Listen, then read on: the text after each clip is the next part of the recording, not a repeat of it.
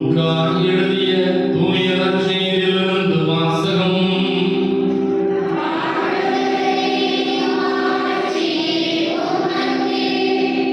லூக்கா எழுதிய செய்தி பிரிவு 9 இறை வார்த்தைகள் 28 தொடங்கி 36 முடியும்.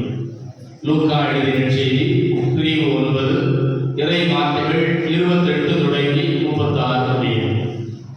அக்காலத்தில் இயேசு பேதுருவையும் யோவானையும் யாக்கோபையும் கூட்டிக் கொண்டு இறைவனிடம் வேண்டுவதற்காக ஒரு மலை மீது ஏறினார். அவர் வேண்டிக் கொண்டிருந்த போது அவரது முகத் தோற்றம் மாறியது. அவருடைய ஆடையும் வெண்மையாய் மின்னியது. மோசே, எலியா என்னும் இருவர் அவரோடு பேசிக் கொண்டிருந்தனர். மாட்சியுடன் தோன்றிய அவர்கள் எருசலேமில் நிறைவேறவிருந்த அவருடைய இறப்பை பற்றி பேசிக் கொண்டிருந்தார்கள். பேதுருவும் அவரோடு இருந்தவர்களும் தூக்க கலக்கமாயிருந்தார்கள். அவர்கள் விழித்த போது மாட்சியோடு இறங்கிய அவரையும் அவரோடு நின்ற இருவரையும் கண்டார்கள். அவ்விருவரும் அவரை விட்டு பிரிந்து சென்ற போது பேதுரு இயேசுவை நோக்கி, ஆண்டவரே, நாம் இங்கேயே இருப்பது நல்லது. உமக்கொன்றும் மோசேக்கு ஒன்றும் எலியாவுக்கு ஒன்றுமாக 3 கூடாரங்களை அமைப்போம் என்று தாம் சொல்வது இன்னதென்று தெரியாமலேயே சொன்னார். இவற்றை அவர் சொல்லிக் கொண்டிருக்கும் போது ஒரு மேகம் வந்து அவர்கள் மேல் நிழலிட அம்மேகம் அவர்களை சூழ்ந்தபோது அவர்கள் அஞ்சினார்கள். அந்த மேகத்தில் நின்று, இவரே என் மைந்தர், நான் தேர்ந்து கொண்டவர் இவரே, இவருக்கு செவி சாயுங்கள் என்று ஒரு குரல் ஒலித்தது. அந்த குரல் கேட்ட பொழுது இயேசு மட்டும் இருந்தார். தாங்கள் கண்டவற்றில் எதையும் அவர்கள் அந்நாட்களில் யாருக்கும் சொல்லாமல் அமைதி காத்தார்கள்.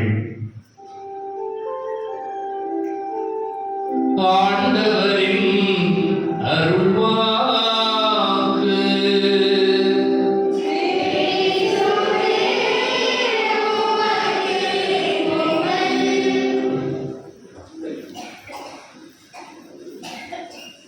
இயேசுவில் அன்புக்குரிய சகோதர சகோதரிகளே, அதிசய மின்னல் மாதாவின் அன்பு பிள்ளைகளே, நம் ஆண்டவர் இயேசு கிறிஸ்துவுடைய திருப்பாடுகளை தியானித்து அவருடைய மரணத்தை தியானித்து மகிமையான உயிர்ப்பில் பங்கு பெறுவதற்கு அழைக்கின்ற அருளின் காலமாம் தவக்காலத்தில் 2வது ஞாயிற்றுக்கிழமை வழிபாட்டிற்கு நாம் கூடி வந்திருக்கிறோம். கடந்த வாரம் தவக்காலத்தினுடைய முதல் ஞாயிற்றுக்கிழமையில் இயேசு கிறிஸ்து திருமுழுக்குக்கு பிறகு சந்தித்த சோதனைகளை நாம் தியானித்தோம். இயேசு சோதிக்கப்பட்டார், நாமும் சோதிக்கப்படுகிறோம். இயேசு சோதனைகளிலிருந்து வெற்றி கொண்டார், நம்மாலும் நம் சோதனைகளிலிருந்து மீண்டு வர முடியும் என்ற நம்பிக்கை தவக்காலத்தின் முதல் வாரம் நமக்கு தரப்பட்டது. இந்த தவக்காலத்தின் 2வது வாரம் இயேசு கிறிஸ்துவனுடைய ஒரு மாற்றத்தை திருச்சபை நமக்கு தருகிறது. எதற்காக இந்த ஒரு மாற்றம்? ஒரு மாற்றம் என்றால் என்ன? ஒரு மாற்றத்திற்கு முன்பாக இயேசு எப்படி இருந்தார்? உருமாறிய பிறகு இயேசு எப்படி இருந்தார்? இந்த ஒரு மாற்றத்தால் நமக்கு கிடைப்பது என்ன? இவற்றை இன்றைய வாசகங்கள் வழியாக திருச்சபை நமக்கு கற்றுக் கொடுக்கிறது. இது திருப்பலியில் வாசிக்கப்பட்ட முன்னுரையில் விவிலியத்தின் தொடக்கத்திலிருந்து இறுதி வரை மலைகளுக்கும் நமக்கும் உண்டான தொடர்பு என்ன என்று சொல்லப்பட்டது. என்று வாசிக்கப்பட்ட முதல் வாசகத்தில் குல முதியவர்களின் முதல் தந்தையாக போற்றப்படுகிற ஆபிரகாமை ஆண்டவர் அழைத்தார். மோரியா மலையிலிருந்து ஆபிரகாமோடு பேசிய கடவுள், சீனாய் மலையில் மோசேயோடு பேசிய கடவுள், கார்மேல் மலையில் எலியாவோடு பேசிய கடவுள் என்று விவிலியத்தில் பல மலைகள் பழைய ஏற்பாட்டில் நமக்கு முன் கொண்டு வரப்படுகின்றன. புதிய ஏற்பாட்டில் பல மலைகள் இருக்கின்றன. அதில் இயேசுவினுடைய வாழ்வோடு 3 மலைகளை நாம் இணைத்து பார்க்கிறோம். அது இன்னைக்கு திருப்பலி முன்னுரையிலேயே சொன்னார். முதல்ல இயேசுவுக்கும் மலைக்கும் உண்டான முதல் தொடர் என்னது? மலை பொழிவு. மத்தேயு எழுதின செய்தி 5, 6, 7 இந்த 3 அதிகாரங்களும் மலை பொழிவின் அதிகாரங்கள். இயேசு கிறிஸ்து முதலில் மலை மீது ஏறி அமர்ந்து திருவாய் மலர்ந்து கற்பித்தவை என்று மத்தேயு 5ஆம் அதிகாரம் முதல் இறைவார்த்தை தொடங்குகிறது. பல இடங்களில் இயேசு போதித்த போதனைகளுடைய சாராம்சம், கிறிஸ்தவ வாழ்வினுடைய அடிப்படை சித்தாந்தம், வாழ்வியல் அனைத்தும் இந்த மலை பொழிவில் நமக்கு தரப்படுகிறது. இரண்டாவது, இன்று நற்செய்தியில் நாம் வாசித்த மலை என்ன மலை? தாபோர் மலை. பேதுரு, யாக்கோபு, யோவான் என 12 சீடர்களில் முதன்மையான 3 சீடர்களை மட்டும் அழைத்துக் கொண்டு தாபோர் மலைக்கு இயேசு செல்கிறார். அங்கே உருமாறுகிறார். மூன்றாவது மலை இயேசுவோடு தொடர்புடையது. என்ன மலை? கல்வாரி மலை. அந்த கல்வாரி மலையை நோக்கித்தான் இந்த பயணம் நடந்து கொண்டிருக்கிறது. இப்ப யோசிச்சு பாருங்க, பழைய பாட்டில் இருக்கிற சீனாய் மலையோ, கார்மேல் மலையோ, மோரியா மலையோ, இன்னைக்கு இருக்கிற தாபோர் மலையோ, இல்ல கல்வாரி மலையோ, இயேசுநாதர் இப்போ வந்து என் அன்புக்குரிய பிள்ளைகளே, எந்த மலைக்கு போகணும்னு நீங்க விரும்புறீங்களோ சொல்லுங்க. எந்த மலை அனுபவம் உங்களுக்கு வேணும்னு சொல்லுங்க. அதை இப்பொழுது உங்களுக்கு தருகிறேன் அப்படின்னு சொன்னா எந்த மலைக்கு போறீங்க? எந்த மலைக்கு போறீங்க? சீனாய் மலையா, கார்மேல் மலையா, தாபோர் மலையா, கல்வாரி மலையா? எந்த மலைக்கு போறீங்க? கல்வாரி மலைக்கு ஒரு இடம் போகலாம். அது இயேசுநாதர் வந்து கேட்க மாட்டாங்க, தைரியத்தில் சொல்றாரு. இப்போ போகணும்னா எந்த மலைக்கு நீங்க போவீங்க? அப்ப கல்வாரி மலையை தவிர வந்து எங்க வந்தாலும் நம்மளுக்கு ஆப்ஷன்ல ஓகே, தாபோர் மலை கிடைச்சா ரொம்ப சந்தோஷம் அப்படிங்கிறதுல தான் இருப்போம். நாம மட்டும் இல்ல, இயேசுடைய சீடர்களே அதே மனநிலையில் தான் இருந்தார்கள். 12 பேர்ல யார் முதன்மையானவர் என்று இயேசு நினைக்கிறாரோ அந்த ராயப்பர் பேதுரு சொல்றார், ஆண்டவரே எவ்வளவு அற்புதம், எவ்வளவு அழகு, எவ்வளவு அருமை, இந்த தாபோர் மலையிலே நாம இருந்துட்டா தான் என்ன? இப்போ 3 சொல்லுங்க. உடனே 3 டென்ட் கூடாரம் என்ன செஞ்சிடறேன்? கட்டிடுறேன். ஒன்னு உங்களுக்கு, ஒன்னு மோசேக்கு, ஒன்னு எலியா. 3 பேருக்கு என்ன செஞ்சிருவோம்? கூடாரம் போடுறோம். அது போக இன்னும் 3 பேர் இருக்காங்க, பேதுரு, யாக்கோபு, யோவான். இவங்களுக்கு கூடாரம் வேணுமா வேண்டாமா? அதை பத்தி எனக்கு யோசிக்கல. விவிலியம் சொல்லுகிறது, தான் பேசுவது என்னதென்று தெரியாமலே பேசுகிறார், மெய்மறந்த நிலையில இருக்கிறார். ஒரு பரலோகம் எப்படி இருக்கும் அப்படிதான் தாபோர் மலை இருந்துச்சு. எனவே இங்கேயே இருந்து விடுவோம் என்று நினைக்கிறார். நம்மளுக்கு இடம், நம்மளுக்கு டென்ட் கவலை இல்லை. 3 பேருக்கு டென்ட் போட்டு கொடுத்துருக்காங்க, கொஞ்சம் ஒரு முக்கிய இடம் கொடுக்க மாட்டாங்களா அப்படின்னு ஒரு நம்பிக்கை தான். எனவே இங்கே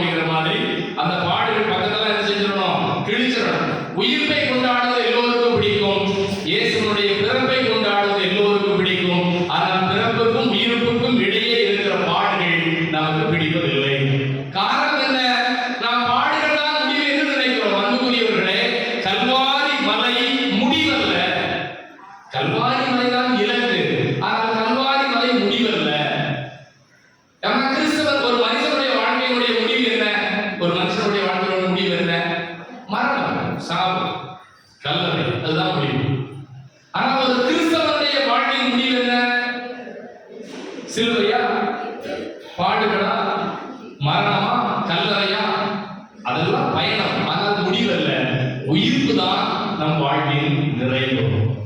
அதனால இன்றைய இரண்டாவது வாசகத்துல திருப்புதர் பவுல் பிலிப்பு நகர மக்களுக்கு மிக அருமையான செய்தியை கொடுக்கிறார்.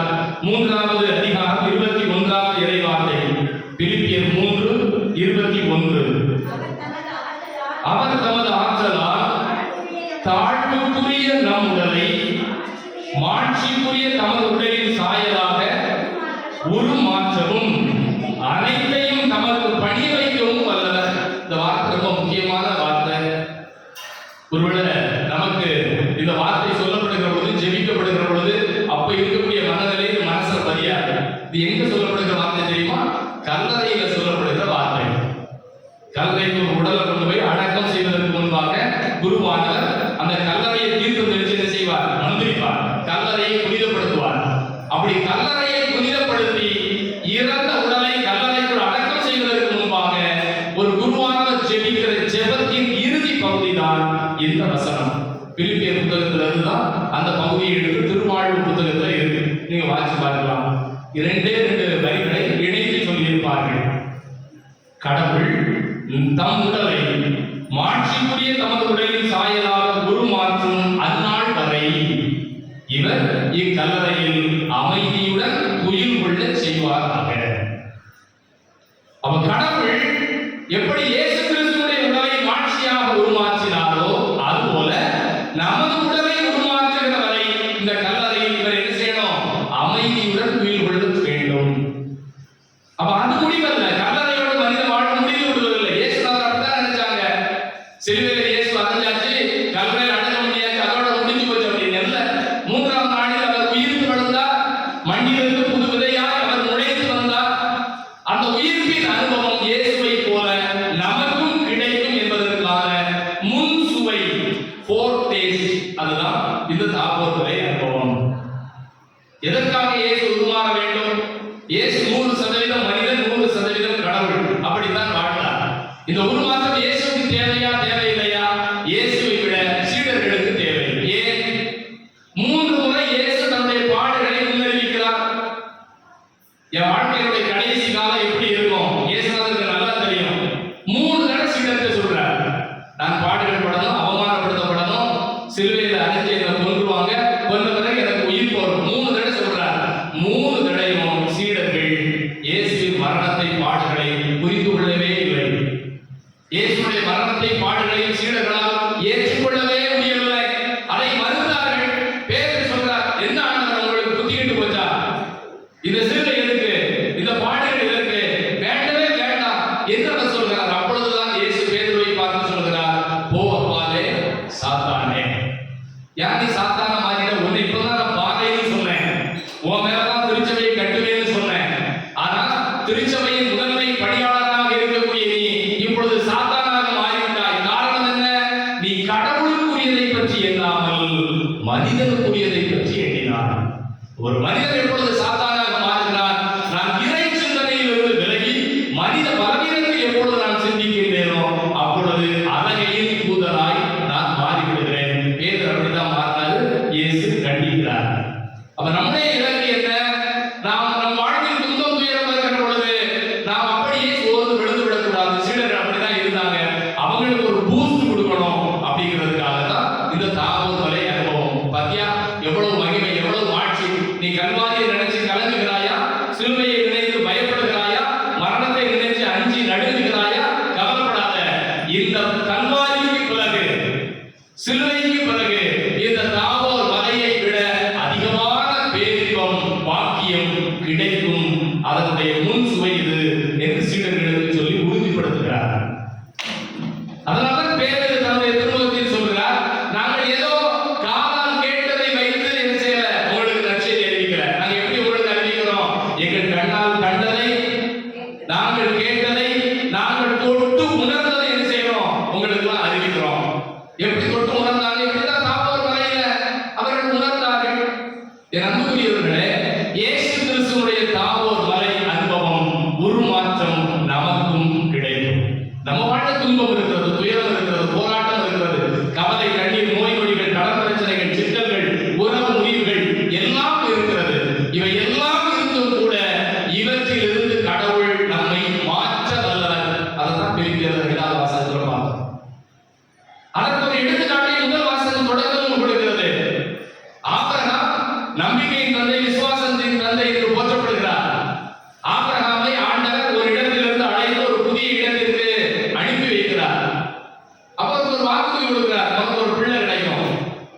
எப்படி பிள்ளை? கடற்கரை மணலை போல, வானத்து நட்சத்திரங்களை போல உன்னுடைய சந்ததியை நான் பருகை செய்வேன். ஆபிரகாம் யோசிச்சு பார்க்கிறார், சாத்தியமா? குழந்தை கிடைக்குமா? எனக்கே வயசாகிட்டு, என் முன்னாடிக்கு ரொம்ப வயசாகி போச்சு, 2 பேரும் கிழவி ஆகிட்டோம், இங்க எப்படி எங்களுக்கு பிள்ளை பிறக்கும்? அப்படியே பிறந்தா ஒரு பிள்ளை 2 பிள்ளை தானே. கடற்கரை மணலை எண்ணிடலாம், வானத்தில் நட்சத்திரங்களை எண்ணிடலாம், ஆனா உங்களுடைய சந்ததி எண்ண முடியாதுன்னு சொல்றீங்களே, இவ்வளவு பெரிய சந்ததி எங்களுக்கு எப்படி கிடைக்கும்? அவருக்கு சந்தேகம். ஆனா நடந்தது என்ன? ஆபிரகாமின் பிள்ளைகள் மணலை விட நட்சத்திரத்தை விட அதிகமாய் ஆண்டவரால் கொடுக்கப்பட்டார்கள். அதான் முதல் வாசகம் நமக்கு சொல்றது. அப்ப நம்முடைய வாழ்க்கையிலையும் நாம் படுகிற பாடுகளையும் துன்பத்தையும் பார்த்து பயந்து பின்வாங்கி போகாமல், விலகி போகாமல் தொடர்ந்து முன்னேறி செல்ல வேண்டும். அப்படி செல்வதற்கு தந்தை கடவுள் ஒன்றை மட்டும்தான் நம்மிடமிருந்து எதிர்பார்க்கிறார். விவிலியத்துல 2 இடத்துல தான் தந்தை கடவுள் பகிரங்கமாக பேசுகிறார். அவர் குரல் 2 இடத்துல தான் கேட்கிறது. எங்க? முதல்ல யோர்தான் நதியில இயேசு கிறிஸ்துவனுடைய திருமுழுக்கின் போது ஞானஸ்நானத்துல தந்தை கடவுள் பேசுறார். என்ன பேசுறாரு? இவரே என் அன்பான மகன், இவர் பொருட்டு நான் பூரிப்படைகிறேன் அப்படின்னு யோர்தான் நதியில இயேசுனுடைய 30வது வயதில் அவர் பேசுகிறார். 2வது எங்க பேசினார்? இன்னைக்கு நன்றி இயேசுனுடைய 33வது வயதுல தாபோர் மலையில் தந்தை கடவுள் பேசுகிறார். இவரே என் அன்பான மகன், இவர் பொருட்டு நான் பூரிப்படைகிறேன் அப்படின்னு சொன்ன அதே டயலாக திரும்ப சொல்லிட்டு மற்றொரு வார்த்தையை இணைத்து சொல்றார். என்ன சொல்றாரு? இவருக்கு செவி சாயுங்கள். என் அன்புக்குரிய பிள்ளைகளே, கடவுளிடம் எவ்வளவோ வேண்டுதல்கள் விண்ணப்பங்களோடு நாம் வந்து கூடி வந்திருக்கிறோம். கடவுளுடைய வேண்டுதல் ஒன்னே ஒண்ணுதான். கடவுள் நம்மிடம் என்ன எதிர்பார்க்கிறார்? அவருடைய எக்ஸ்பெக்டேஷன் ஒன்னே ஒண்ணுதான். என்ன தெரியுமா? Listen to my son. என்னுடைய மகனின் குரலுக்கு நீங்க என்ன செய்யுங்க? செவி கொடுங்கள். இதே இதுதான் நம்முடைய தாய் அன்னை மரியாள். அன்னை மரியாள் இவ்வளவோ இடங்களில் காட்சி கொடுக்கிறாங்க. நம்முடைய தன்னூர் கிராமத்துல இந்த கோபுரத்திலிருந்து தரையிறங்கி மின்னலாய் காட்சி கொடுத்தார். எனவேதான் மின்னல் மாதா என்று இந்த தன்னூர் மண் அவரை கொண்டாடுகிறது. 1000 இடங்களில் அன்னை மரியாள் காட்சி கொடுத்தாலும், எல்லா காட்சிகளிலும் எவ்வளவோ வார்த்தைகள் சொல்லப்பட்டாலும், மாதாவினுடைய ஒரே ஒரு வேண்டுதல், ஒரே ஒரு விண்ணப்பம் விவிலியத்தின் அடிப்படையில் ஒன்னே ஒன்றுதான். என்னது? யோவான் எழுதிய 2வது அதிகாரத்துல அவர் உங்களுக்கு சொல்லுவதெல்லாம், அப்ப தந்தை கடவுள் சொன்னார் அவருக்கு செவி சாயுங்கள். மாதா சொன்னாங்க செவி சாய்ச்சாச்சா, அவர் சொன்ன மாதிரி என்ன செய்யுங்க? செய்யுங்க. அவ்வளவு. முதல் லிசன், பிறகு ஆக்ஷன்.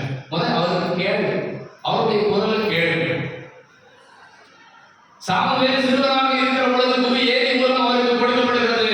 ஆண்டவரை பேசும் அடியேன் நான் கேட்கிறேன். நாம் சொல்லுவோம், ரச்சனை வாசிக்கிறதுக்கு முன்னாடி வாழ்வழியாக இதை பாடுவோம், ஆண்டவரை பேசும் அடியவன் தான். ஆனா லிட்டரலா பிராக்டிகலா நாம் என்ன பண்ணிட்டு இருக்கிறோம்? ஆண்டவர் போய் ஆண்டவரை நீங்க பேசுங்க நான் கேட்கிறேன் அப்படின்னு சொல்றோம். என்ன சொல்றோம்? ஆண்டவரை கேளும் நான் புலம்புகிறேன் அப்படின்னு கடவுளுக்கு முன்னாடி பேர் செய்யறோம். உலகி தள்ளிடுறோம். நம்ம தேவையெல்லாம் சொல்லிடுறோம். மணிக்கணினியில போய் லிஸ்ட் கொடுக்குற மாதிரி என்ன செய்யறோம்? விண்ணப்பமா பக்கமா எழுதி கொடுக்குறோம். தப்பு இல்ல, நீ புலம்புறது தப்பு இல்ல, அழுகிறது தப்பு இல்ல. ஏமா விடுதலை பயணத்தில் உன்னுடைய துன்பத்தை என் கண்களால் கண்டேன், உன்னுடைய அழுகுறதை என்னுடைய காதால் கேட்டேன், எனவே இறங்கி வந்தேன் சொன்ன கடவுள் தான். ஆனா நீ புலம்புவதோடு விட்டுவிடாதே. அவர்கிட்ட போய் உன் கஷ்டத்தெல்லாம் சொன்ன பிறகு அவர் சொல்வதை கேள். நீங்க எல்லா சமயங்களிலையும் செவி சாய்த்தல் அப்படிங்கிற பண்பு ரொம்ப இன்றியமையாதது. எல்லா சமயங்களிலையும் நீங்க இந்து சமயத்துல சிராவணம் அப்படின்னு ஒரு வழிபாடு இருக்கு. சிராவணம் அப்படின்னு என்னன்னா கடவுளுக்கு செவி சாய்த்தல்.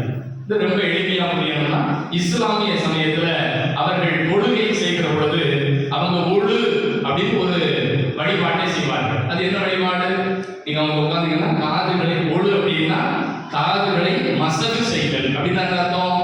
கடவுளுடைய அல்லாஹ்வுடைய குரலுக்கு இந்த காது என்ன செய்யணும்? திறந்துக்கணும், செவி கொடுக்கணும். எனவே காது, அதனால காது என்ன செய்வாங்க? அவங்க மசகு செய்வாங்க. நம்முடைய கிறிஸ்தவத்தில் எப்படி ஏதாவது வழிபாடு இருக்குதா? சிராவணம் போல ஒழு என்கிற இஸ்லாமிய வழிபாட்டை போல கிறிஸ்தவ வழிபாட்டில் காதுக்கு ஏதாவது ட்ரீட்மெண்ட் இருக்கா? ஏதாவது இருக்கா? பேக்க முடிக்கக்கூடாது. உன் தலையில தண்ணியை ஊற்றி ஸ்நானம் கொடுக்கறதுக்கு முன்னாடி இஎன்டி டாக்டர் மாதிரி பங்குச்சாமியார் என்ன செய்வார்? ஒரு ட்ரீட்மெண்ட் கொடுப்பார். என்ன ட்ரீட்மெண்ட்? அந்த ட்ரீட்மெண்ட்டுக்கு பேர் என்ன? எப்பத்தா. என்ன ட்ரீட்மெண்ட்? எல்லாம் வாய் தர சொல்லுங்க. சொல்லுமா? அப்படின்னு அர்த்தம். திறந்து அர்த்தம். நீ வாயை மூடிட்டே இருந்தா எப்படி? அப்பதான் சின்ன பிள்ளை திறக்கல. இப்ப சொல்லும்போது திறக்கணும். என்ன வழிபாடு? எப்பத்தா. எல்லாரும் சொல்லுங்க பாப்போம். இன்னும் பாதி திறக்கலையே. சொல்லுங்க, வாய் திறந்து எல்லாரும். அப்படிதான் திறந்துடு. குருவானவர் திருமுழுக்கு கொடுக்கிற பொழுது குழந்தையினுடைய காதுகளில் சிலுவை அடையாளம் வரைகிறார்.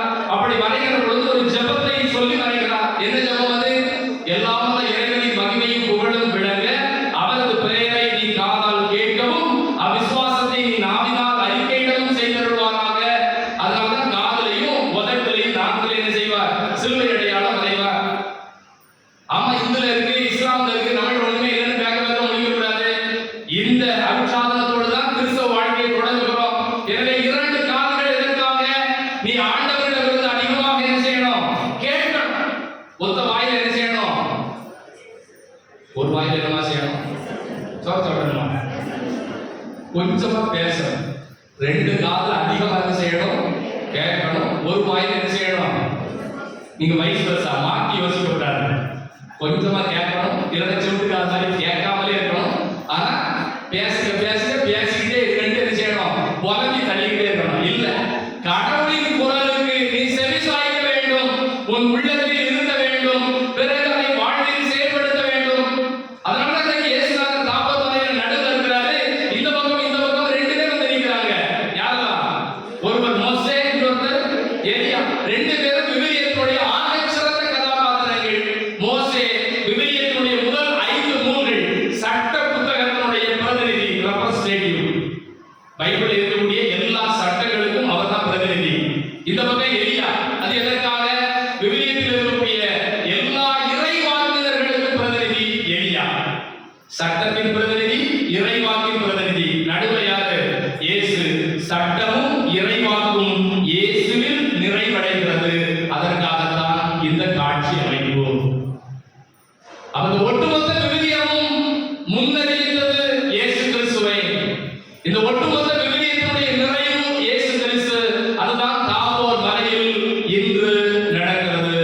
என் அன்புக்குரிய பிள்ளைகளே, ஆண்டவர் ஒவ்வொரு நாளும் நம்மை பார்த்து பேசிக்கொண்டே இருக்கிறார்.